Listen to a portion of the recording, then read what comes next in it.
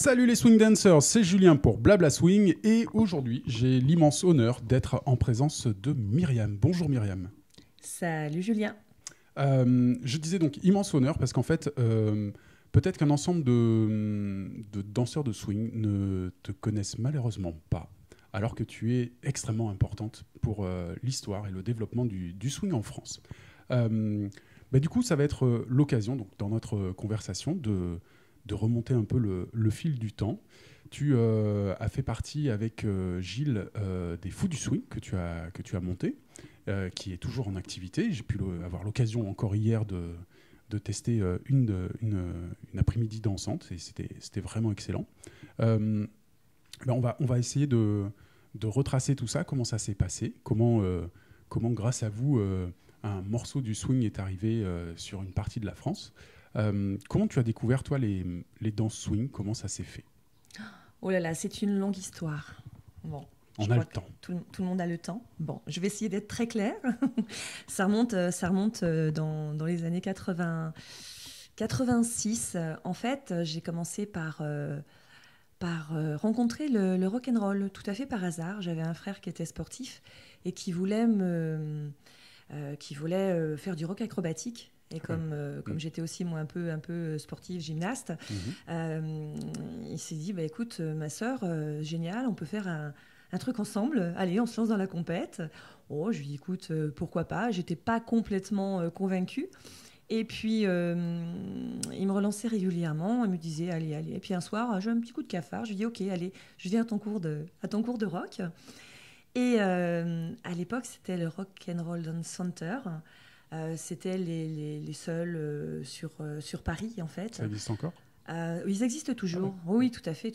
Hein. C'était les premiers à organiser des compétitions en rock'n'roll. Et donc, j'ai pris mon premier cours de rock chez eux. Je suis restée 3 mois parce que c'est pas ce qui me passionnait vraiment. J'avais juste envie de danser, danser pour danser. Et puis l'expérience avec mon frère a été vite limitée parce que lui, professionnellement, n'a pas pu tenir ses engagements, donc pour des raisons professionnelles. Et je me dis, c'est pas grave, ce qui m'intéresse, c'est d'aller danser. Alors, je me suis introduite à l'époque, je prenais des cours de gym aussi, dans un centre. Et j'avais entendu tout un petit groupe dire allez, on va à tel endroit. Je crois que c'était au caveau de la Huchette. Ouais. Et donc, je me suis glissée dans ce petit groupe. Je leur ai dit est-ce que je peux me joindre à vous? Pas de souci. Donc voilà, c'était ma première sortie. Caveau de la Huchette, où là j'ai rencontré plein de danseurs. C'était assez surprenant. Ah, ça commençait à danser. Il y avait déjà des danseurs. Ah oui, mais le caveau. Il fallait danser le rock, le bebop. Ouais. En fait, ça s'est jamais arrêté de danser au caveau. Non, même non. Même avant, dans les années 50, 60, ça dansait, quoi. Ah ben ça dansait complètement. Ouais. Quand à la fin de la Deuxième Guerre mondiale, c'est quand même là où les GI sont arrivés. Il y avait à l'époque Jeanne Omery, qui était un danseur de boîte, qui, dans le monde de la danse, et notamment du bebop, il est à l'origine, on va dire, de toute cette histoire du bebop. C'est lui quand même qui a développé, je veux dire, ce style à cette époque-là. Et quand les GI sont arrivés, avec leur petits kicks de tous les côtés, voilà, ça a généré, on va dire, une certaine mouvance. Et à l'époque, on écoutait de la musique bebop. Il dansait le bop. Et en fait, les termes journalistiques ont identifié cette danse en tant que bebop. D'accord. Donc l'air de bebop, à cette époque-là, est arrivé. Ouais. Et après, ça a donné les particularités de bebop lyonnais, bebop marseillais. Tout à fait. Voilà, en fonction des régions, il y avait des groupes de danseurs avec leur propre style, leur tempérament, leur côté un peu complètement déjanté. Donc ça a généré un petit peu les styles différents qu'on connaît. Voilà. Et puis, de ce fait, j'étais un petit peu, on va dire, surprise, émerveillée et totalement convaincue de me dire, mais voilà une nouvelle activité que je pourrais faire, aller danser. Donc, de là, je suis allée aussi régulièrement au Club Z. Alors, le Club Z est une boîte aussi mythique dans les années 70, 80, 90. Et il y avait toute une population de danseurs qui dansaient rock, bebop. Enfin, c'était tous les styles mélangés. On s'en fichait un petit peu. C'était pas un problème. Ce qui nous importait, c'est de passer de bons moments en dansant. Et peu importe le style, on s'interrogeait pas de savoir qu'est-ce que tu danses, est-ce que c'est du rock, est-ce que c'est du bebop, est-ce que c'est du swing, on savait pas. Puis franchement, on s'en fichait totalement. C'est pas mieux. Ah ouais, c'était vraiment, il n'y avait pas de catégorie, de clan, on s'en fichait mais vraiment totalement. Et puis, il y avait un DJ qui était juste super sympa, donc extrêmement attentif à la réactivité des danseurs. Et puis, un jour, il nous dit,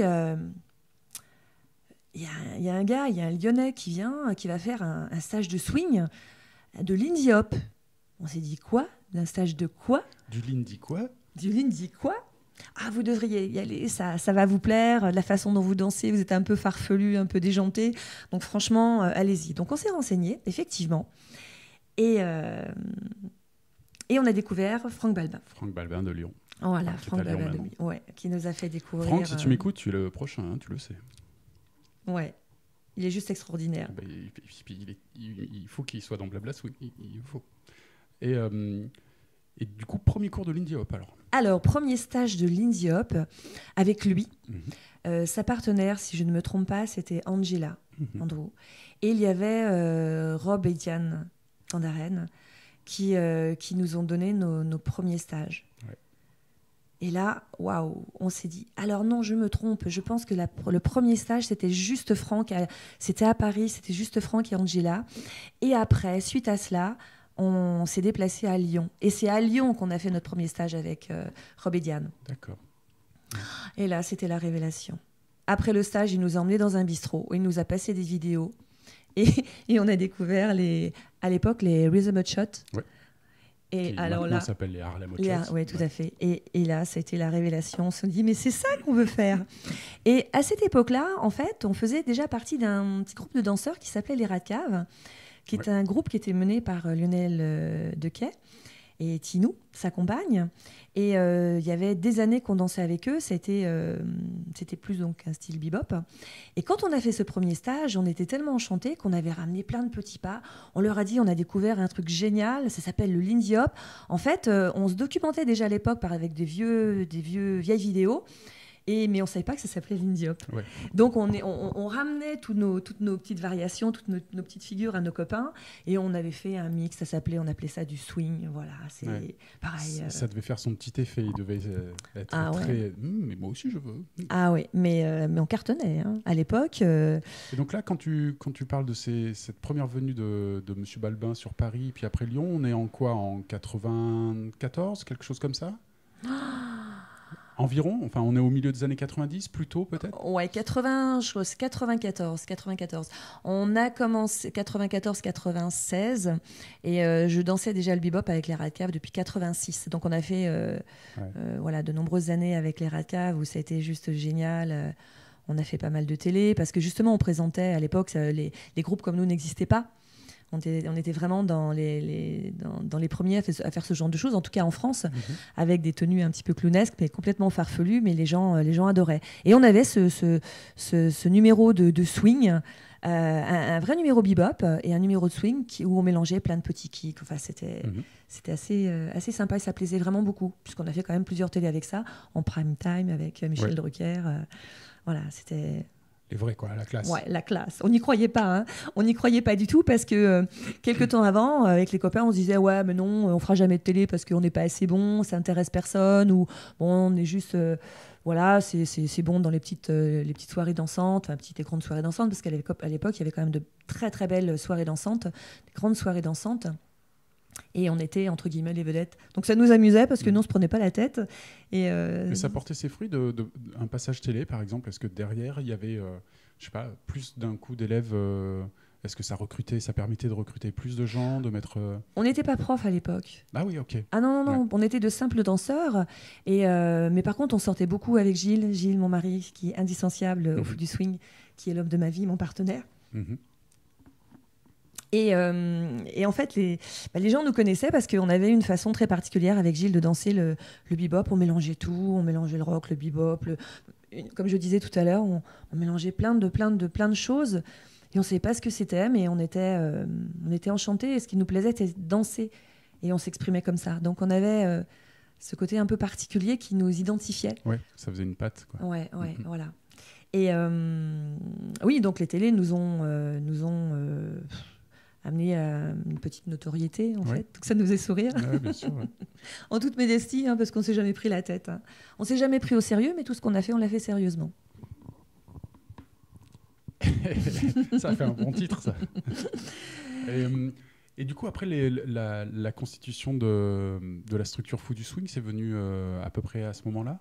Alors, suite à la découverte du Lindy Hop par le biais de Franck, on a été amené, il nous a emmenés en Suède, à ce fameux camp. Hareng. Ereng. Ereng. Oui, alors. Et là, c'était aussi une découverte, c'était la révélation, une de plus, parce que c'est là où on a rencontré Véronique et Bruno, Cathy et Gilbert. Et, les mousquetaires. Ouais, les fameux 3 mousquetaires. Et donc, l'histoire a vraiment commencé là, c'est-à-dire qu'on a fait une première année, donc je crois qu'on s'est rencontrés en 97, là-bas, 98. D'accord. Je ne sais plus très bien. Ouais. Et donc, on a sympathisé de suite. On était, on va dire, les premiers Français à... Clairement. Ouais, ouais. J'ai fait mon premier Erang, moi, cet été. Et Lennart, à un moment donné, nous disait qu'il retraçait un petit peu l'histoire du camp. Il dit que les premiers hors Suède, donc en quelque sorte étrangers, quoi, qui viennent sur le camp, c'est fin des années 90. Quoi. Mm-hmm. Et là, après, ça y est, le camp commence à devenir vraiment international. Et ouais, finalement, tout ça est assez récent, en fait. Hein. Si on regarde la grande histoire, en fait, tout ce truc, j'ai l'impression qu'en France, tout ça a vraiment commencé à éclore qu'à partir de 2000 à peu près, quoi. Oui, alors il y avait à l'université de Toulouse un groupe de jeunes qui avait fait à l'époque, qui s'était intéressé à l'histoire du swing. Je crois que il s'appelle les Fous de danse. Ouais. Ils ont été les premiers à faire intervenir Frankie Menning. Mais ça s'est resté interne à l'université. J'ai vu il n'y a pas très longtemps Luc de Toulouse qui a reposté cette petite affichette, je crois. Je crois que c'est celle-ci. Oui, ils ont été vraiment les premiers en fait à faire venir Frankie en France. Et puis nous, on a pris le relais, mais on a été plus médiatisés parce que pourquoi plus médiatisés, je ne sais pas, parce que sans doute on était les premiers. Avec Véro Bruno, Cathy Gilbert, on s'est retrouvés dans ces stages. Eux, de leur côté, pratiquement tous en même temps, ont créé à la fois leur école ou leur association. C'était Véro Bruno, après c'était nous les Fous du Swing, et après Cathy Gilbert, ou peut-être Cathy Gilbert avait déjà créé leur association. Donc en fait, tout ça a été pratiquement fait en même temps. Et du coup, on a été très, très complices.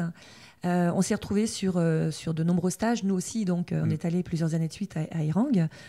Ce qui était assez rigolo, c'est que Gilles et moi, on ne parlait pas anglais du tout. Ah ouais, c'était juste la galère, la première année. Il a dit quoi? Qu'est-ce qu'il a dit? Mais c'était terrible parce que je ne comprenais pas du tout. Donc, on s'est dit, on était hyper concentrés. On avait des copines qui, elles, étaient bilingues, enfin trilingues. Elles parlent extrêmement bien l'anglais et qui nous aidaient, qui nous traduisaient en simultané. Donc on s'est débrouillé, on a tout fait on va dire au visuel, on essayait de capter tous les mouvements, il nous échappait plein de choses parce qu'on comprenait pas les explications, mais donc tout était par mimétisme et ça c'était aussi juste extraordinaire parce qu'on était encore plus attentifs, on essayait d'absorber tout ce qui se passait. Très demandeur, quoi. Ah ouais, très demandeur. Et la première semaine, on a été plongé là-dedans, mais on avait à l'époque 8 heures de cours par jour et on enchaînait les soirées. Ça s'est calmé depuis. Ah mais c'était waouh. On était plongé dans un univers totalement inconnu où on s'est senti privilégié et enfin c'était extraordinaire quoi. C'était vraiment particulier. Et donc on l'a fait un an. À la fin de cette première expérience, moi j'ai dit plus jamais. Je suis fatiguée. J'ai rien compris. Je peux pas. Il faut absolument que je prenne des cours d'anglais. C'est pas possible autrement. Et puis On y est retourné 1 fois, 2 fois, 3 fois, 4 fois. On y est tourné 5 années de suite. Ouais. Et on a tellement été pris par le jeu. Nous, parallèlement, on était connus par notre petite troupe, les Rats de Cave. On sortait énormément et les gens sont venus nous demander de faire des stages. Et notamment une personne qui s'appelle Annick, à qui je fais un grand coucou, Annick Blatrix, qui avait une école de danse rock et qui un soir nous a vus danser lors d'une soirée, qui nous a dit « Mais je veux que vous veniez faire un stage de ça dans mon école. » On lui dit non, tu sais, nous on n'est pas prof, on est juste danseur, hein, ça ne nous intéresse pas du tout. Et Gilles était quelqu'un de très très bavard et cette personne était extrêmement sympathique. Donc ils ont discuté très très très longtemps et le lendemain matin, elle nous a donné sa carte en partant et le lendemain matin, elle nous a dit « Je vous appelle pour que vous me donniez une réponse. » Non, mais attends, on va réfléchir. Et à 9h le lendemain matin, elle nous a dit « Alors, vous avez pris votre décision ? Attends, on n'a jamais fait de stage, on n'a jamais enseigné, on ne sait pas. C'est, entre danser et transmettre, c'est quand même 2 choses différentes. » Et là, on s'est dit « Allez, ok, bon, on est d'accord, banco. Mais on te prévient, hein, on fera de notre mieux, mais il faudra nous aiguiller. » Et notre premier stage a eu lieu chez eux, donc à Duodance dans la région parisienne. Je cherche, bon, peu importe. Ah, puis là, je pourrais pas t'aider, moi. Ça me reviendra tout à l'heure. Et premier stage, c'était terrible parce qu'on était mort de trouille. On s'est dit, oulala, on va enseigner une danse qu'on maîtrise pas forcément. On est super à l'aise à danser en social, mais l'enseignement, c'est waouh, ça nous a fait très très peur. Premier stage, 50 personnes. Waouh. Donc c'était déjà terrible. En plus, on est arrivé en retard. Donc on était extrêmement gênés. Mais du coup, on n'a pas eu le temps de réfléchir. Donc ça a été, allez, d'emblée, on y va. Elle nous a présenté. Et on leur a dit, bah, écoutez, voilà, vous nous connaissez par le biais du Rat de Cave. Le Lindy Hop, pour nous, c'est assez récent. On va essayer de vous transmettre le mieux que l'on peut ce qu'on nous a transmis. On a rencontré des gens extraordinaires qui nous ont transmis leur passion de façon fabuleuse. On va essayer d'être les vecteurs, on va essayer de faire le mieux possible. Donc on l'a fait avec nos tripes, notre âme, ce qu'on a pu faire le plus simplement du monde. Et ça a fonctionné. Premier stage, donc 60 personnes à peu près. Deuxième stage, on s'est retrouvé à 130.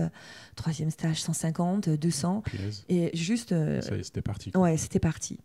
Et toujours grâce à Annick. Et là, les gens sont venus nous voir en nous disant « Mais on veut des cours réguliers. » Non, mais c'est pas notre truc. Non, déjà un stage, c'est bien, mais c'est pas notre truc. Allez. Et en plein milieu d'année, on devait être en février.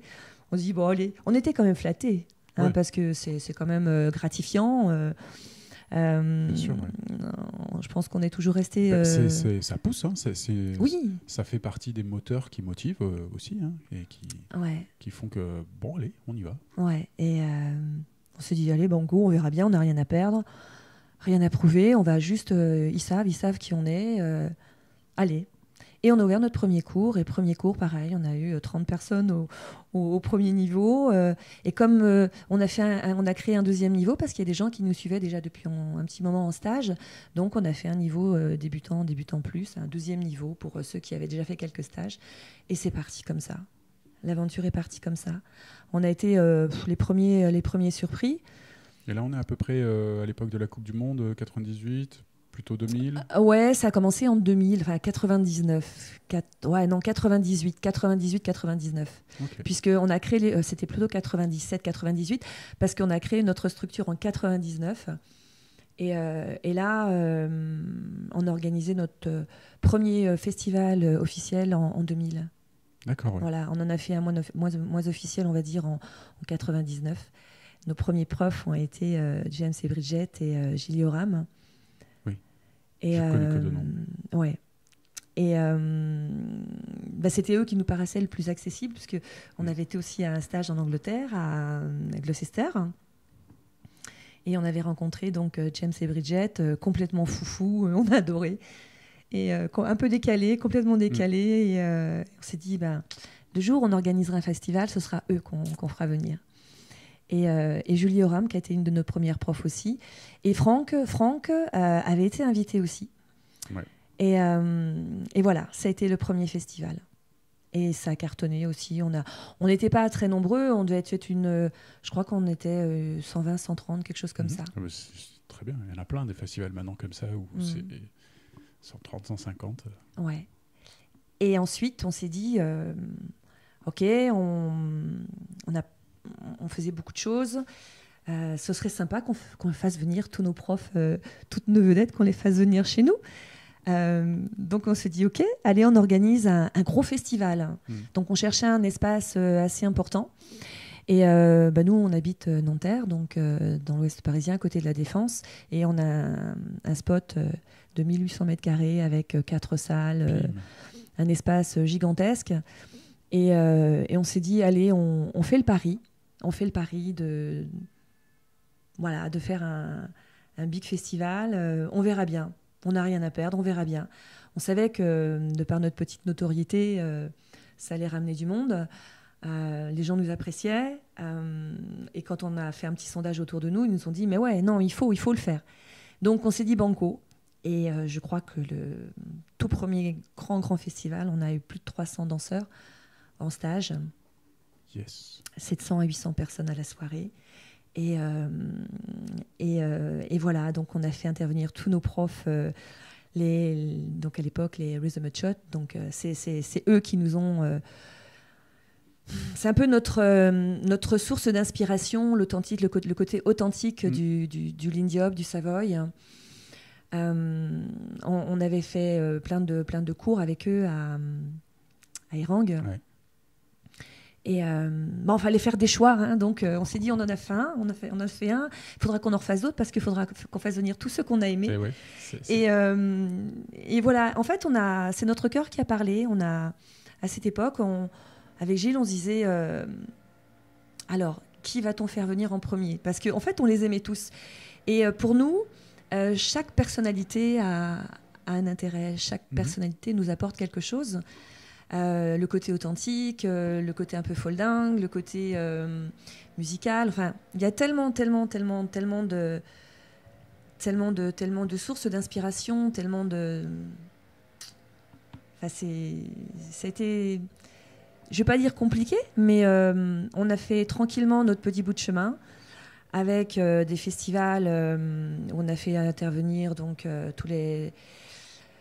Je vais en oublier, mais tous les l'ancienne génération, donc la première génération de Lennart, il y avait Eddie et Eva qui ont été nos modèles. On en parle beaucoup, mais je ne les connais pas. Oh, mais ils étaient extraordinaires. Hanna et Mathias, complètement dingues.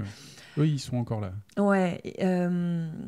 Frida, qui dansait pas à l'époque encore avec Zacharia, mais qui était une bombe, c'était juste des petites bombes. C'est toujours le cas. Ah oui, mais c'était à la fois des personnalités et ils étaient super gentils, accessibles.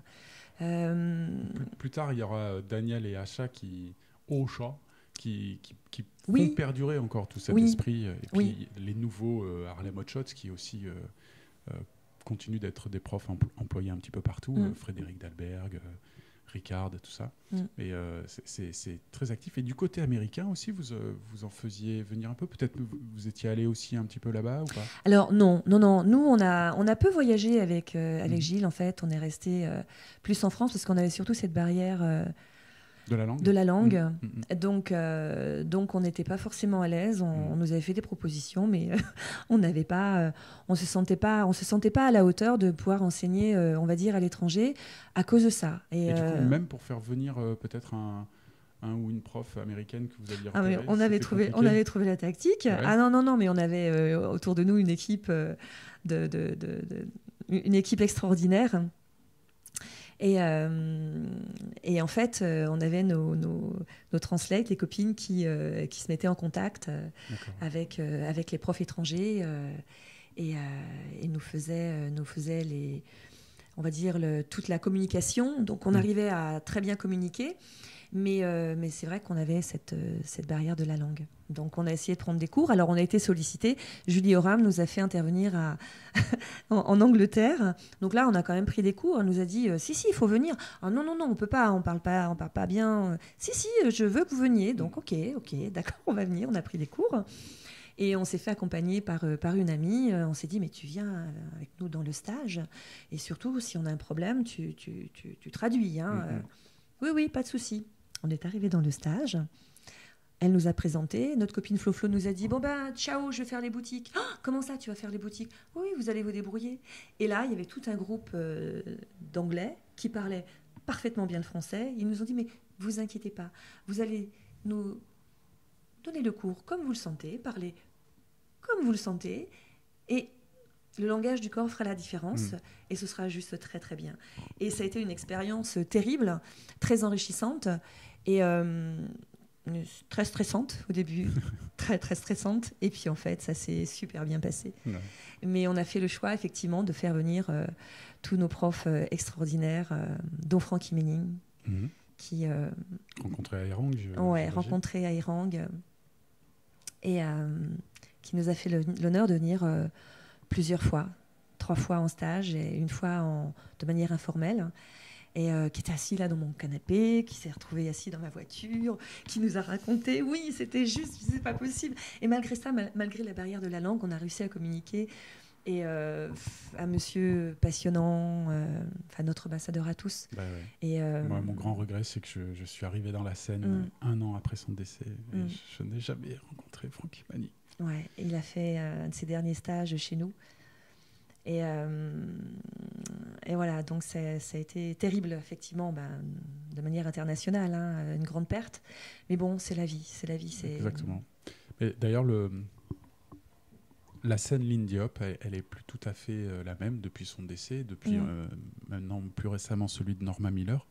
Et depuis qu'il n'y a plus ces figures de proue qui constituaient un peu le phare dans la nuit, tout le monde prend la place sans la prendre. Il n'y a plus ce truc-là et c'est différent. Et puis du coup, la scène s'est transformée un peu dans une espèce de course à la performance. Et si on regarde un petit peu les vidéos de l'Indio d'aujourd'hui, le niveau est clairement monté d'un cran.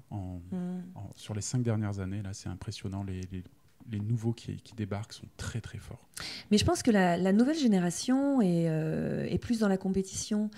Alors, moi, j'ai rien contre la compétition, bien au contraire, ça fait évoluer les choses et on va dire, c'est différent. Il y a l'aspect social et l'aspect compétition. Nous, on a toujours opté pour l'aspect social parce que peut-être qu'à notre niveau, on ne se sentait pas non plus capable de faire de la compétition, et à cette époque-là, c'était pas du tout ce qu'on cherchait. Il y avait vraiment une transmission de cette époque, transmettre les valeurs. On avait un vrai respect avec les profs qui nous enseignaient, on les citait quand on enseignait. Jamais on oubliait de dire, jamais. C'est-à-dire qu'on disait toujours, voilà, nos profs ont été Francky, ont été Eddie Eva, ils venaient à nos festivals. Tout le monde savait que nos profs étaient tous ces gens-là. Et pour nous, il était extrêmement important de les citer. Donc en fait, on a toujours, quand on faisait quelque chose, quand on montrait un mouvement, bien sûr, on s'est approprié des petites variations, on a fait nos créations. Mais la créativité, elle vient de ce qu'on apprend d'autrui, de ce qui est autour de nous. Voilà, tout est, on a tous quelque chose à donner et à recevoir. Et voilà, on se construit aussi à travers les autres. Les autres nous apportent énormément. Mais il ne faut pas oublier d'où on vient, voilà. Donc c'est peut-être nous, à cette époque, ça fait un peu dinosaure, mais c'est comme ça. On avait beaucoup de respect par rapport à tous les gens qui nous ont enseigné. Aujourd'hui, effectivement, ça évolue, c'est comme ça. La jeunesse d'aujourd'hui ne connaît pas forcément Francky Menning, ne connaît pas forcément ceux qui sont arrivés, ceux qui ont généré autant de danseurs. Et je trouve que c'est un petit peu dommage. Cependant, il y a 1 ou 2 ans, les nouvelles générations, il y a des associations qui sont très performantes, qui font les choses très bien. Sur la région parisienne, il y a Shake That Swing, il y a Jazzy Fit récemment, qui sont des gens qui sont compétents, qui sont... Rien à dire, ils ont leur enseignement, ils transmettent très bien ce qu'ils font. Ils ont ils insistent un petit peu plus justement sur les origines de tout ça. Donc c'est bien. Ouais. Mais avant ça, il y a eu une espèce de scission, comme si ce qu'il y avait avant, c'était plus assez bien. Je trouve ça un petit peu dommage. C'est ce qu'on a ressenti, nous, les mousquetaires. Ouais, okay. Et en fait, notre façon à nous, à l'époque, quand on a été très demandés, toutes les écoles de France nous demandaient, parce que on nous appelait les Trois Mousquetaires parce qu'on se retrouvait tout le temps ensemble pratiquement, et les uns et les autres nous invitaient chacun notre tour, ou bien des fois on s'est retrouvés ensemble, on a fait des chorés ensemble. Bon, voilà, c'est les gens qui nous ont appelés comme ça, c'est pas nous. Hein. Ouais. Je crois que c'est Mario de Grimaldi de Grenoble. Qui nous a donné ce nom. Et il y avait un vrai partage. On se disait, tiens, on a vu ça. Il y avait des vrais échanges. Ce qui était assez rigolo, c'est que quand on montrait notre programme lors d'un stage, c'était assez étrange parce que pratiquement, on faisait la même chose, mais on le proposait d'une manière un peu différente. Donc, on échangeait énormément sur tout ça. D'accord, ouais. Pour que ce soit bien cohérent entre tout ça. On ne cherchait pas forcément la cohérence. On cherchait surtout le partage. Ouais, c'est bien. C'est super ce que vous faites. Ah bah tiens, nous on le fait comme ça. Ah bah oui, pourquoi pas, c'est une très très bonne idée. Ah bah oui, tiens, à partir de maintenant, on va peut-être voir les choses un petit peu différemment. Ou on va l'enseigner peut-être comme ça. Ah bah oui, vous avez raison, parce que c'est une très très bonne idée. Ah bah nous on préfère ça. Enfin, il y avait vraiment un vrai échange. Et après aussi avec peut-être aussi cette sensation d'être un peu dans les pionniers, et que du coup il y avait un peu tout à construire justement dans cette transmission-là du swing. Comment transmettre tout ce qu'on est allé apprendre en stage. Il y a peu de gens qui connaissent le Lindy Hop ou d'autres dans swing. Et comment on va s'armer pour transmettre tout ça, et si on n'a pas la capacité de se remettre en question sur c'est pas mal comment tu le fais toi là. Ah tiens oui, je pense que c'est une très bonne idée, je devrais changer mon fusil d'épaule et maintenant le faire comme ça. C'est sûr que ça devait être galvanisant aussi, en fait, d'être aussi un petit peu à défricher le terrain. Ouais, mais on sait pas. Ouais, mais complètement. Mais sans en avoir conscience qu'on pose des bases de quelque chose, peut-être on fait juste parce que. Mais je pense que, en fait, je pense qu'on est resté vraiment très modeste à ce sujet. On cherchait pas à avoir de la notoriété. C'est les gens qui nous ont emmenés, qui nous ont mis sur, entre guillemets, à cette époque-là, sur des piédestals. On en était juste, nous, ça nous faisait sourire. Mais l'émerveillement, les yeux pétillants des gens, ils étaient tellement heureux quand. C'est vrai, c'est gratifiant, voilà, mais ça s'est fait, enfin en tout cas pour nous les fous du swing, Gilles et Myriam, ça s'est fait naturellement. On s'est pas posé de questions, on s'est dit si on peut apporter tout ça, on essayait de le faire le mieux possible. Et bien évidemment, on a appris à enseigner parce que c'était pas forcément inné. Par rapport à nos personnalités, je pense qu'on aime les gens, on a toujours aimé les gens, donc on a toujours essayé de faire au mieux pour que les gens comprennent ce qu'on a envie de leur transmettre. On leur disait, mais il faut vous documenter, il faut aller à tel endroit, aller à Erang, il faut... voilà, on a toujours dirigé les gens en leur disant, mais il faut aller maintenant, à vous aussi de faire votre chemin. Ouais. On a généré des tas de profs, tas de danseurs, voilà, qui sont devenus danseurs. On a généré des tas de passionnés. Et c'est ça qui est extraordinaire aujourd'hui. Quand je me pose et que j'entends et que je vois tout ce qui se passe, je me dis, mais on est à l'origine de tout ça. Et là, on est très fiers de ça. Ouais. C'est ce que Blabla Swing essaye un peu de mettre en lumière et puis de rappeler aussi un petit peu. C'est que voilà, il y a quand même beaucoup de personnes qui vous doivent beaucoup. Et indirectement, moi, tout simplement, moi je vous dois beaucoup de manière indirecte. Mais si à un moment donné, dans ma petite contrée d'Aix-en-Provence, j'ai pu rencontrer du Lindy Hop, c'est parce que grâce à vous, il y en a eu aussi un peu sur Toulouse. Et puis de Toulouse, j'ai rencontré quelqu'un qui m'a montré le Lindy Hop. Et là, j'ai fait « Oh, mais oui, je veux faire ça ». Et sur Aix, j'ai appris tant bien que mal au début. Et par ricochet, en fait, si je remonte dans l'arbre, je vous suis aussi redevable de tout ça. Donc, merci beaucoup. Il faut surtout aussi remercier toutes les écoles de danse à l'époque ou les associations qui nous ont fait intervenir, qui ont cru en nous et qui ont compris qu'il fallait partager. Donc, ça a été vraiment... C'est un travail d'équipe. Hein. C'est un travail d'équipe. Donc, je crois que très modestement, on Ouais, on a donné de nous, on a vraiment donné de nous. Si on en revient au festival, il a été, notre festival Swing de Paris a été un des plus grands d'Europe, après Erang, pendant presque 10 ans. Ouais. Donc, on a commencé, pas nombreux, enfin, ce qui était déjà énorme à cette époque-là, quand déjà 80 ou 100, c'était déjà énorme, mais on a eu des stages à plus de 600, 650 stagiaires, avec des soirées à plus de 1000 personnes. On faisait intervenir des big bands, mais c'était juste extraordinaire. Et c'était le rendez-vous incontournable de l'année. Donc on faisait intervenir tous nos profs, toutes nos vedettes. Voilà, on était super contents, super fiers. Et alors, l'organisation d'un festival est certes compliquée quand on commence. Puis après, pour nous, c'était facile. Et c'était tellement... Surtout pour Gilles, Simon Gillou, tu nous entends ? C'était son bébé et pour nous c'était un challenge. Et puis on n'avait rien à perdre, on s'est dit bon, de toute façon ça va marcher.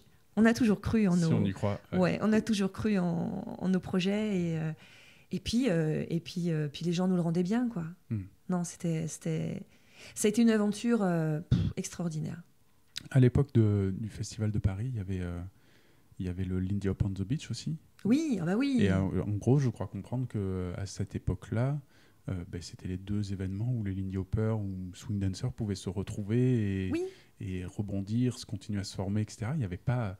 On a du mal à se rendre compte aujourd'hui, pour ceux qui débarquent dans la scène ou qui n'y sont pas depuis très longtemps comme moi, on a du mal à se rendre compte que nous, aujourd'hui, tous les soirs sur Paris, on peut danser. Et même parfois, un peu comme à Barcelone, il y a plusieurs trucs qu'il faut choisir. On a le choix carrément. Et tous les week-ends, il y a moyen d'aller faire un workshop, un stage quelque part, tous les week-ends. Ouais. En allant plus ou moins loin. Mais c'est démentiel. Les choses ont vraiment explosé. Quand, même en termes de structure, tu évoquais d'autres structures qui ont poussé sur Paris récemment. Aujourd'hui, il y a un nombre... phénoménal de structures, plus ou moins grandes, avec plus ou moins d'adhérents ou pas. Mais en fait, c'est formidable. Est-ce que, du coup, tu dirais que quand on se lance là-dedans, avec votre passion, au début, peut-être qu'on se dit aussi qu'un des buts, c'est d'essayer d'agrandir la communauté, d'avoir plus de danseurs, de danseuses Parce que là, le pari est gagné, là. Oui, mais en fait, on ne s'est pas posé de questions. Ouais. Bien évidemment. Cette passion qu'on avait, finalement, on en a fait notre métier. On a eu cette chance-là parce qu'on était demandé de partout et puis on a eu envie d'en vivre. Et ça a fonctionné, mais on ne s'est pas trop posé de questions. On s'est dit, tiens, pourquoi pas, c'est super agréable, joindre l'utile à l'agréable. On a eu la chance d'en vivre, j'en vis toujours encore aujourd'hui. Ouais. Mais pour nous, c'est une évidence. Quand on fait ce genre de choses, c'est que forcément, ça va se propager. Ouais. Ça va se propager, c'est pas pour le garder en soi, c'est pas possible. Enfin, c'est pas, en tout cas, c'est pas dans nos mentalités. Ah oui. Et puis encore plus aujourd'hui avec Internet, il faut, je veux dire, les gens sont au courant de ce qui se passe avant nous. Voilà, avant nous. Mais ce qui est, voilà, jusqu'en 2013, Gilles est parti, Gilles est décédé en 2000. Jusqu'en 2000, enfin, on va dire en 80... Non, 2010, pardon, oui. Et pas en 2000. Il y avait le festival... Ouais, c'était en 2010, pardon. C'est cette année-là où Gilles est parti. J'en ai fait 13, j'ai continué un petit peu, puis après j'avais plus cette énergie parce qu'il me manquait... Il manquait le binôme pour que ça... Voilà. Et pour moi, c'était avec lui. Donc je me suis persuadée qu'il fallait que je continue, mais c'était plus ça, donc j'ai arrêté. Et c'est à cette période-là que ça a commencé, où toute une nouvelle génération est arrivée, donc des compétiteurs qui étaient extrêmement performants, avec leur style à eux, qu'ils ont un petit peu, on va dire, modernisé. Ils venaient du boogie, mais ils étaient d'excellents danseurs. Oui. Donc en fait, ils ont amené leur style. Je dirais que moi, j'ai arrêté les festivals parce que j'estimais que notre temps, C'était assez. Voilà, Ouais. on a fait notre temps, ce qui ne voulait pas dire qu'on disparaissait, loin de là, Bien sûr. parce qu'on continue toujours à générer des danseurs. Et effectivement, ça a bien évolué. Et là, ça évolue encore. Ouais. On est déjà à la pratiquement 4e génération. Ouais. Et Ouais. par exemple, je sens que... Donc moi, ça fait 10 ans. J'ai commencé au moment où Gilles est parti et au moment où justement cette nouvelle génération de boogie que tu viens d'évoquer est arrivée. Et donc du coup, pour moi, ça a été un peu ce genre de modèle auquel je me suis formé, auprès desquels je me suis formé au début. Et petit à petit, j'ai vu un petit peu, même en 10 ans, on voit les choses évoluer. Et là, je vois que même à l'heure actuelle, il y a quand même une grande tendance, par exemple, c'est tout con, mais beaucoup plus sur le lead follow, tu vois, par exemple, beaucoup plus à prendre les 2 rôles, par exemple. Ce qui n'était pas en 2010, partout où j'allais, dans les stages, personne changeait, switchait. Et aujourd'hui, on est vraiment très décomplexé par rapport à ça. Donc les choses vraiment avancent à chaque fois. Il y a, et puis je pense que la danse est une activité sociale. Et forcément, c'est des cages de résonance de ce qui se passe dans la société de manière générale, quoi. Mais complètement, on peut pas. C'est effectivement l'évolution. La seule chose, c'est qu'il ne faut pas en oublier les racines. Et le rôle des enseignants, les profs de l'indie, de danse, de swing, mais dans tout, c'est de faire un petit rappel. Ok, vous dansez de l'indie hop, mais ça vient d'où? Mais essayez informez-vous.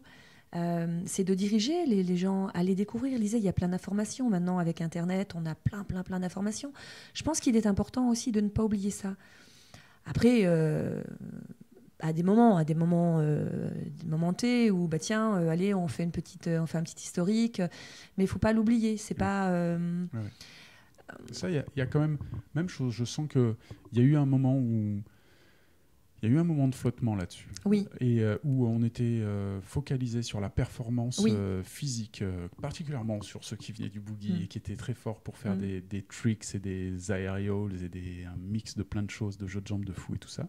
C'était très focus là-dessus. Et puis là, je le vois quand je me balade sur Facebook. Je vois par exemple que beaucoup de structures proposent des projections de documentaires sur le swing, des conférences avec des personnes importantes, comme sur Paris, Philippe Baudouin par exemple, que j'ai eu la chance d'interviewer aussi, qui peuvent intervenir sur des stages et proposer vraiment une histoire du swing, d'un sujet plutôt d'une histoire du jazz même, d'un sujet qu'ils maîtrisent totalement et qui n'est pas forcément d'ailleurs le cas des enseignants. Ils peuvent être très bons en danse, très bons en transmission, et pas forcément être super calés en histoire du jazz et du swing, etc. Et je vois que plein d'événements commencent à déléguer tout ça. Oui, en fait. mais c'est bien. Il vaut mieux déléguer à des gens qui maîtrisent totalement que de raconter des bêtises. Mais avec moi, j'ai pas du tout la prétention de connaître l'histoire du swing à 100%, et loin de là. Mais il y a plein de documents, il y a plein de vidéos. Enfin, je veux dire, je pense que c'est. Mais on a une responsabilité quand même. Ah, mais en tant qu'enseignant, les enseignants ont une responsabilité. Ils doivent diriger.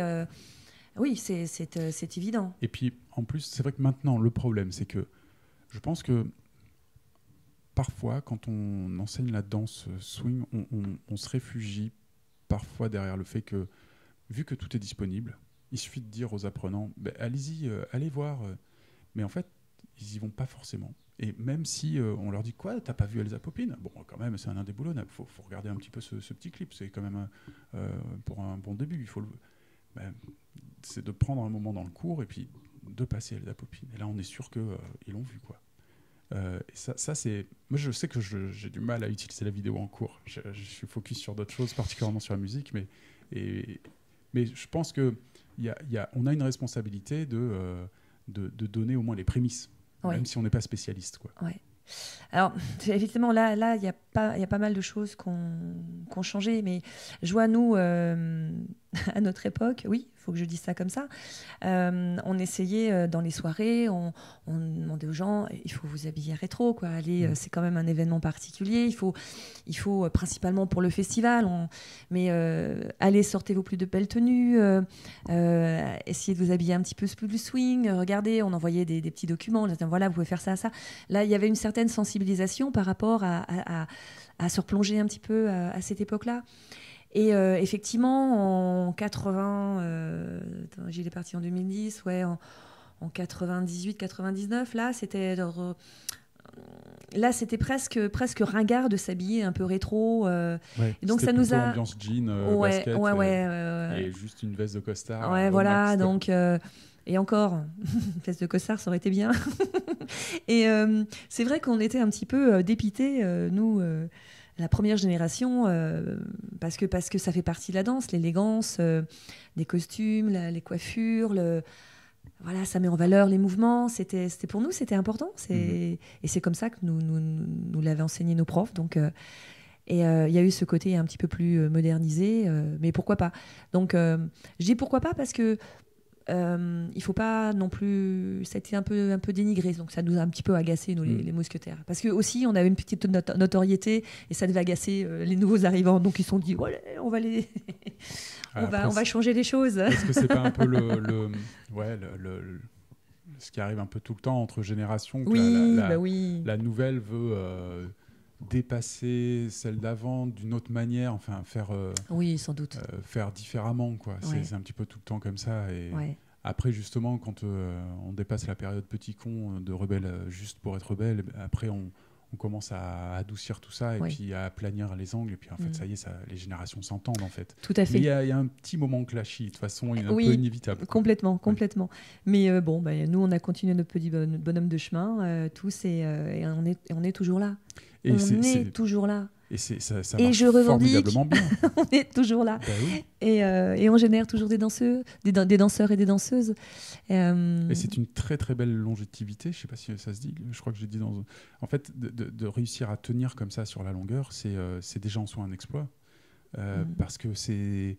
Quand on voit à quel point, moi je le vois pour ma pauvre petite structure locale, parfois c'est très difficile de réussir à faire vivre et on n'a que quelques années d'existence. Mais il n'y a pas de pauvres petites, il n'y a que des bonnes choses, c'est-à-dire que aussi petites qu'elles puissent être, après je dirais que c'est pas forcément le nombre, c'est la qualité qui fait la différence déjà, c'est la transmission qui fait la différence, c'est comment transmettre sa passion aux autres, c'est pas forcément évident, mais quand on y croit, quand on est passionné, à la fois je dis que c'est pas évident, mais ça me semble tellement facile. Et puis oui, la passion nous porte pour beaucoup de choses. Ouais. Et voilà, s'il y a de la bienveillance, puis après, on dirige. Ceux qui veulent faire de la compétition font de la compétition. Ceux qui veulent faire du social font du social. Mais c'est pas, c'est pas incompatible non plus. Voilà, il faut juste, savoir où sont les choses et de se dire ne pas confondre les deux. La compétition fait aussi monter les choses. Maintenant, il y a parfois des amalgames, effectivement. Parce que c'est pas parce qu'on fait du social que c'est moche, c'est pas parce que on n'a pas des mouvements extrêmement avertis, enfin voilà, c'est pas bien, non, c'est chacun doit s'exprimer comme il a envie, avec son cœur, et voilà. Après, avec la compétition à l'heure actuelle depuis quelques temps, c'est un petit peu devenu l'endroit par excellence pour le recrutement, en fait. Souvent, c'est parce que des profs font des danseurs font des résultats en compète que les organisateurs ont souvent envie de les avoir dans leur stage, parce que c'est ceux qui ont fait un truc un peu waouh dans la dernière compète, dans tel événement, et puis on commence à les voir gagner un petit peu tout et tout ça, donc les organisateurs les veulent. Mais ce que je veux dire par là, c'est que la compétition en ligne Diop est devenue vraiment un levier fort de recrutement et parfois de gens qui n'étaient pas fondamentalement profs, qui n'avaient pas forcément envie, puis qui le deviennent parce qu'ils font des résultats. Disons qu'aujourd'hui, il y a plus de compétiteurs, effectivement, mais à notre époque, il y avait, on va dire, les exhibitions, les démonstrations des professeurs qui suffisaient à nous convaincre de les faire venir. Ouais. Il y avait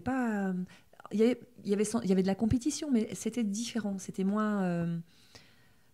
je ne vais pas dire moins dans la performance, parce que c'était quand même des performeurs, mais c'était pas amené de cette façon-là.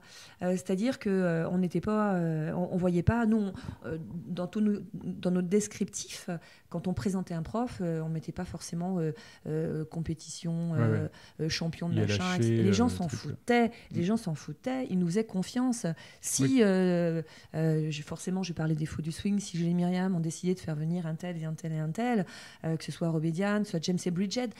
À un moment, James et Bridget, c'était juste à l'époque. Ils étaient un petit peu décriés parce que pas forcément performants, mais on s'en fichait. Nous, on les a fait venir parce que leur personnalité nous a plu, parce qu'ils étaient complètement foufous et ben, c'était pas les plus beaux, mais les gens nous ont fait confiance, ils sont venus et tous les profs qu'on a fait intervenir ont été plébiscités. Les gens nous faisaient vraiment confiance. Ouais. Je crois que c'est ce qui... Et même vers la fin, effectivement, à une époque, on avait fait venir des performeurs, et c'est pas forcément ceux qui ont le plus plu. Donc, qui faisaient justement la compétition. Et en fait, non, on était quand même attentifs à ce qui au courant. Ouais. Mais on a surtout fait confiance à nos cœurs et à nos envies à nous, parce qu'on savait que les gens allaient nous suivre. J'ai une question qui est un peu reliée à ce qu'on est en train de dire, c'est puisque tu as pu voir un petit peu ces changements récents, est-ce que tu as noté aussi dans le milieu des danses swing quelque chose qui a changé avec l'avènement de YouTube et sa démocratisation, le fait que maintenant tout le monde puisse accéder aux vidéos des danseurs qui performent ici ou là, de telle compétition, de tel truc. C'est vrai que encore en 2010, il y avait déjà quelques vidéos de Lindy Hop disponibles, d'événements. Aujourd'hui, dès qu'il y a un événement, en ce moment où on parle, il y a le Rock That Swing à Munich.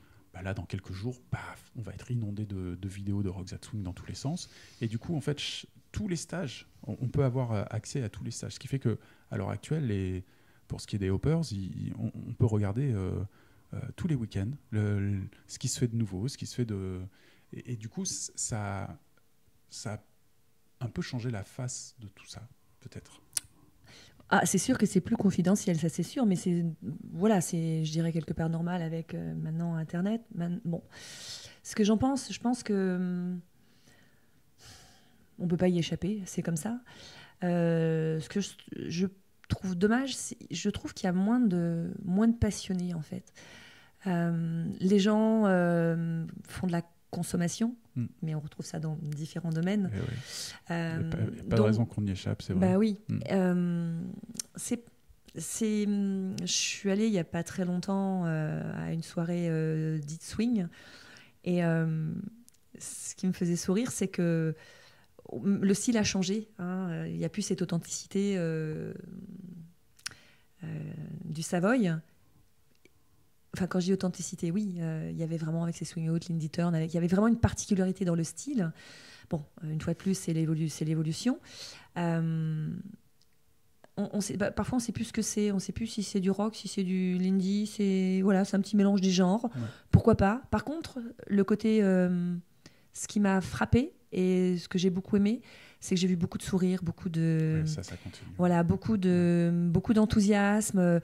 On va dire même c'est-à-dire que les gens prennent deux cours d'initiation, et ben ils se lancent plus facilement sur une piste de danse. Donc ça, pour le coup, je trouve ça plutôt sympa. Entre guillemets, ça démocratise un petit peu, même si on n'a pas voulu le rendre confidentiel, nous, pas du tout. Mais maintenant, avec les médias, tout le monde est au courant. On est peut-être un peu plus confronté aux danses swing qu'avant aussi, c'est vrai. Oui, il y en a de plus en plus. On a un cours de Lindy depuis des années à République. On a été les seuls pendant des années, pendant 10 ans. Et là, juste pour situer, au métro République, maintenant, j'ai répertorié une quinzaine de cours. Damn. Dans le secteur de République, dans le secteur du 10e. Donc, c'est énorme, énorme. Donc, ça explique tout de suite, on comprend tout de suite un petit peu l'évolution. Les gens, ils vont... il y a un cours de swing en bas de chez eux, ils ne vont pas aller chercher... 3 métros plus loin. Non, ils n'ont même pas envie. On a des cours aussi à Montparnasse. S'ils ratent un cours, ils peuvent aller à République et inversement. Ah, mais non, c'est trop loin. Donc, il y a moins de... En même temps, c'est bien parce que ça danse de partout. Mais par contre, ils restent moins longtemps. Il y a moins de... Ils perdurent moins dans le temps. Ils vont danser 2 ans, 3 ans, et après, ils passent à autre chose. Mais tu vois, c'est en ça que je suis un peu en porte-à-faux avec ça. C'est-à-dire que quand j'ai commencé ça il y a 10 ans, et que j'ai commencé à prendre un peu d'assurance et à savoir faire un peu ce que je faisais et savoir où j'avais mis les pieds, et que j'avais vraiment cette volonté de vouloir vraiment développer la communauté à fond, tout ça. Et puis, des fois, on arrive à un stade où on peut presque se demander, mais est-ce qu'elle ne serait pas un peu trop développée là, en termes de trop de structure au même endroit, pour un gâteau de danseurs très petit? Et est-ce que ce ne serait pas plus harmonieux de faire moins de structure, et surtout que certains n'ont pas la passion que tu évoquais tout à l'heure et qui en fait vont faire ça 2-3 ans et puis pouf, vont aller faire du cerf-volant 2-3 ans après parce que voilà, c'était juste une petite parenthèse sympa. Je me pose la question. J'ai pas la réponse, j'ai pas la solution. Je sais même pas si c'est un problème en fait. Je sais pas. Mais en tout cas, je sais que à un moment donné où je voulais que tout ça se développe à fond, qu'il y ait des danseurs partout et tout ça, après, quand on arrive dans des situations où ça y est, c'est à peu près là, on se retrouve confronté à d'autres problèmes que je n'avais pas anticipés. Ce qui est ennuyeux, c'est que parfois c'est un petit peu du n'importe quoi. C'est-à-dire qu'on a des gens aussi qui prennent 2 cours de swing et qui se mettent enseignants le lendemain. Ça fait pas du bien. Ça prête à discussion. Bon, oui. Après on peut se dire, maintenant pourquoi pas, s'ils font découvrir à leurs potes un nouveau style et que ça leur permette d'après d'intégrer des structures un peu plus sérieuses entre guillemets, pourquoi pas? Voilà, il y a le pour, il y a le contre. Moi, je vis de cette passion avec toutes les règles que découle une société. C'est le jeu. En France, c'est comme ça. Il y a un gros bordel au niveau de toute cette organisation entre asso et administrativement. L'administration, c'est un problème. Bon, ça, c'est un autre sujet. Qui pourrait être super intéressant aussi. Oui. Dès qu'on essaye de passer de l'autre côté, c'est vraiment des trucs intéressants. Oui, parce qu'il y en a qui font un peu sous couvert d'association. Ah non, mais nous, c'est juste pour le fun, c'est juste comme ça de temps en temps, mais ils en vivent réellement et c'est des sociétés détournées. Bref, allez, on passe le... But non lucratif, on rappelle, une association. Ou alors, on peut faire des associations à but lucratif, mais c'est très spécial. Voilà. Je pense que ça ne s'applique pas aux danses. Ouais. Bon, allez, on va dire que c'est un autre sujet. Le côté positif, c'est qu'effectivement, c'est d'ouvrir, de faire découvrir la danse. Après, que peut-on dire ça apporte quoi? Ça apporte de la joie, du bonheur, des moments de... Quand tout ça est réussi, bien sûr, c'est ouais. Bien sûr, voilà. Mais je te rejoins sur quand tu évoquais le fait que tu ailles à une soirée et puis que tu voyais les gens vraiment sourire, même s'ils ont que 2 cours dans les pattes. Je le constate aussi vraiment partout. Ce truc-là marche comme en 40, quoi. Oui. Le jazz qui swing et cette... Et je pense aussi peut-être que de manière concomitante avec le fait qu'on est tous le nez rivé sur son téléphone et que bientôt on sera un homo sapiens avec la tête dans le poitrail à force de baisser la tête, d'un coup on fait des danses où on relève un peu la tête, même si au début on regarde ses pieds, mais en tout cas il y a un côté comme ça où de l'isolement que les outils médiatiques peuvent représenter, où on est seul face à sa machine, sa tablette, son ordi, son téléphone. Là d'un coup on se retrouve dans une salle de danse avec un vrai contact physique. On touche les gens, on les respire, on les entend rigoler, on voit leur sourire. Et je pense c'est peut-être aussi quelque chose qui participe au succès des danses de manière générale en ce moment. Oui, ça crée des liens d'amitié, Ouais, c'est vraiment un vecteur extraordinaire de bonheur, en fait, on va dire. T'oublies tous tes petits soucis et ça, c'est génial. Et pour tous les âges, parce que la nouvelle génération, il y a quand même pas mal de solitude aussi. Oui. Et c'est vraiment un moyen de communiquer, un moyen de communication. La danse est un moyen de communication. Donc, effectivement, nous, on interdit les téléphones dans les cours de danse, ça c'est évident. Hein. Dans les soirées, si j'envoie avec son téléphone, je passe discrètement à côté, je lui dis gentiment, allez, va danser, pose ton téléphone, parce que ça fait peur, effectivement. Ça peut. Hein. Ouais. Et Une question que j'avais justement en revoyant un peu l'après-midi dansante sur la péniche d'hier.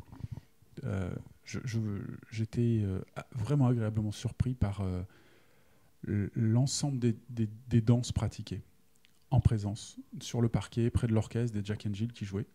Il y avait du shag, il y avait du balboa, il y avait presque du West Coast swing. En tout cas, il y avait un couple qui dansait sans bounce, très à plat et tout ça, ils faisaient leur truc.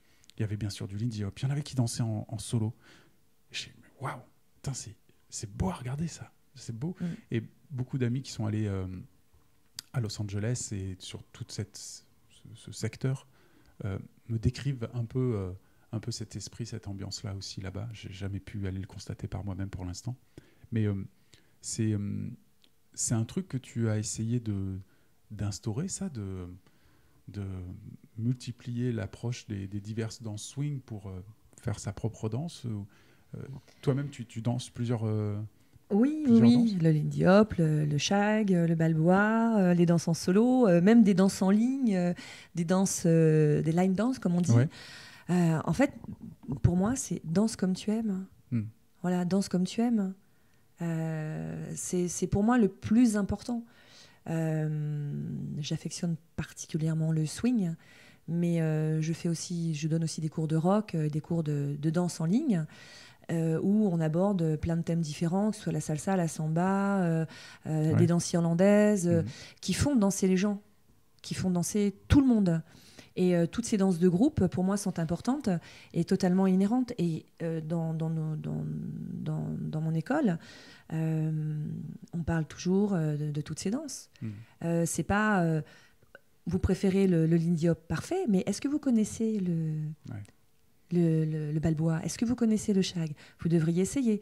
Et depuis 24 ans, chaque année, j'organise le stage anniversaire à la Piber Swing des Fous du Swing, donc, à un prix, mais 30 € la journée. Et ils peuvent faire 6 heures de cours où ils découvrent les claquettes, le shag, le balboa, toutes ces danses. Ce qui fait que ça crée une ouverture d'esprit et ça les axe pas uniquement dans un style. Non, je pense il faut découvrir tout ça. Et quand ils viennent chez nous, ils savent qu'ils peuvent tout danser parce que, voilà, c'est pas... ah non, t'as pas le droit de danser ça. Non, au contraire. Est-ce que je peux... Ah oui, mais moi, je danse pas Lindy. Mais c'est pas un problème. Danse comme tu aimes, danse ce que tu sais danser. Fais comme tu as envie. Et c'est vrai que les gens le savent, donc c'est pour ça que... En tout cas, c'était vraiment beau sur le parquet à voir. Parce que j'ai l'habitude, j'ai mis mes billes essentiellement dans le Lindy Hop pendant très longtemps et je commence enfin à ouvrir mes petites ailes et à aller picorer ailleurs. Et je vois à quel point ça me fait du bien de m'ouvrir à d'autres danses. Alors c'est connexe, ça reste swing, mais depuis quelques temps, je vais lorgner un peu du côté du balboa.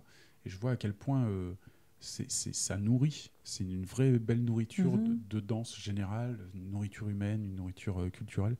Et hier, ce que j'ai vu était beau, alors que dans la plupart des événements de spécialisés Lindy Hop ou spécialisés balboa, on voit tout le temps la même énergie à l'œuvre, en fait. Ce qui est cool aussi, hein. Mais en fait, ça fait vraiment une bulle, quoi. Et là, de voir... En fait, je ne sais pas si tu vois cette vidéo de Venice Beach en noir et blanc, une vieille vidéo de 38, je crois, 40, où tu as un danseur de balboa, tu as un couple qui font du shag, tu as un couple qui font du je sais pas quoi. Elle est assez connue, cette vidéo. Oui. Hier, sur la péniche, putain, j'avais l'impression qu'on était à Venice Beach, quoi. Ça partait dans tous les sens de partout. C'était juste génial, quoi.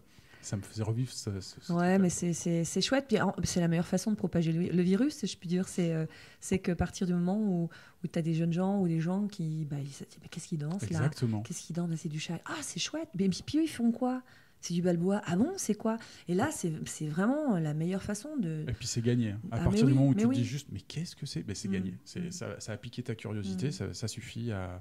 Ce sera peut-être pas tout de suite que tu iras t'y mettre et tout ça, mais c'est le premier step pour... ça t'a accroché, quoi. Ouais, ça devrait être ça, comme ça partout. Je pense qu'on y vient de plus en plus. Oui, il y a le entre-soi Lindy, le entre-soi balbo, le entre-soi est en train de... Les frontières sont en train de s'estomper, j'ai l'impression. Ouais, dans notre enseignement, nous, effectivement, quand les rythmes sont un peu rapides, on leur dit, mais vous pouvez faire un petit peu de shag. Donc, on leur montre quelques pas de shag. Donc, on les aiguille petit à petit vers d'autres styles. Et ça fonctionne bien, quoi. Comment tu as découvert, toi, le shag et le balboa? C'était à Erang? Oh, alors où est-ce que c'était? Je sais plus très bien. Non, c'était pas. Non, non, je pense que c'était sans doute à Lyon avec. C'est Franck qui nous a fait découvrir tout ça. Il y avait, à l'époque, on est allé à Erang, il n'y avait pas de cours il y avait pas de cours de c'est assez balboa. récent, ouais. Non, non, il n'y avait pas de cours de balboa. Il me semble même que la mise en place du balboa en Europe et en France, elle s'est faite même après celle du Lindy Hop. J'ai l'impression que...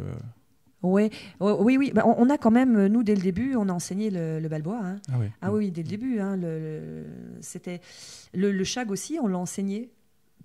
Pareil, mais on pratiquait moins. Effectivement, il y avait moins. C'était pour les gens, ils avaient l'impression que c'était un petit peu trop difficile, trop sautillant. Ouais. Pourtant, on avait fait en sorte que ce soit le plus accessible possible. Mais déjà, à cette époque-là, enfin, plus de Lindy Hop, beaucoup de balboa. Véro et Bruno faisaient beaucoup de balboa également. Ouais. Et le shag, nous, on en a fait pas mal parce que ça se rapprochait un peu du bebop. Donc, on était assez reconnus pour le shag également. Ah, ouais. Donc, tout ça... Ça, moi, le bebop, j'ai pas connu. J'ai pas connu de danseur qui... Si, je crois, Laurent, qui danseur de balboa, qui danse beaucoup avec Solène. Laurent et Solène. Laurent Vallet, oui. Oui, Vallet, voilà. Ouais. M'a montré, en Corse, il m'a montré un petit peu sur une danse, ce que c'était un peu la danse bebop, parce que c'était assez obscur pour moi. Et c'était très chouette.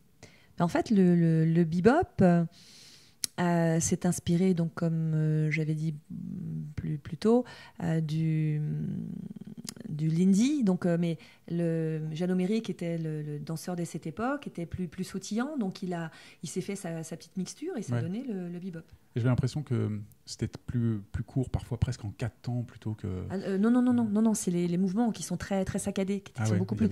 qui sont très saccadés. Qui peuvent être dansés avec beaucoup de souplesse également. Oui. Non, quand c'est bien fait. Ah oui. Non, c'est bien.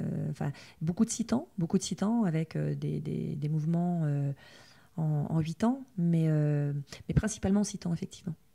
Et tu sais si c'est encore assez actif, la scène de danse bop? Alors, ils sont peu nombreux. Il y a effectivement deux structures. Il y a le Temple du Swing qui enseigne encore le... D'accord. Voilà. Donc, c'est pas mort comme danse. Non, mais ça reste assez confidentiel quand même. Ouais, voilà. Okay. Donc, et puis, il y a un jeune homme qui est du côté de Pontoise, Dominique. Pardonne-moi, Dominique, si j'ai oublié le nom de ton école, mais voilà. Donc, il y a quand même une petite communauté qui danse le bebop. D'accord.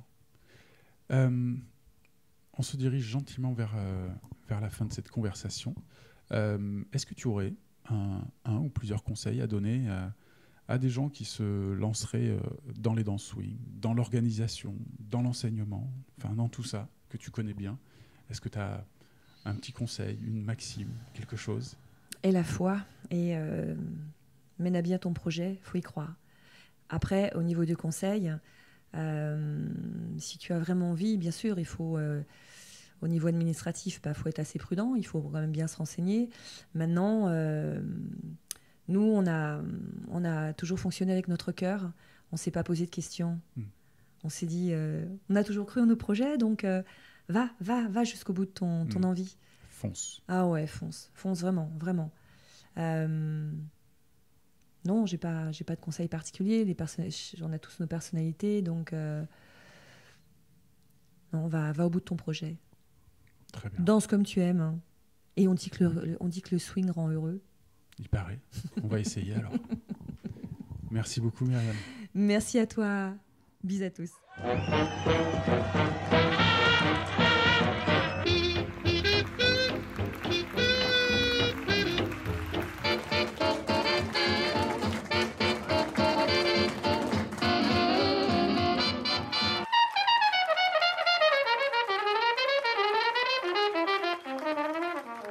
Blah, blah, swing.